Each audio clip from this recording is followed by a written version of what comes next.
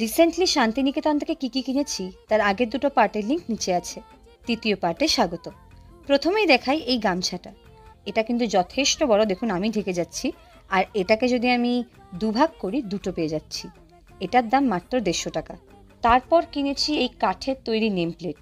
গাছের গুঁড়ি কেটে এটা বানানো, সব পদবি মোটামুটি এখানে পাওয়া যাচ্ছিল। এটার দাম 250 টাকা। আমি আমার বন্ধুর জন্য এটার কিনেছি। আর দেখুন সাইডে জায়গাও দেওয়া আছে অ্যাটাচমেন্টের। শেষে দেখাবো যে আমি কত কানের দুল কিনেছি, কারণ এখানে কানের দুলের দাম মাত্র 30 টাকার মধ্যে।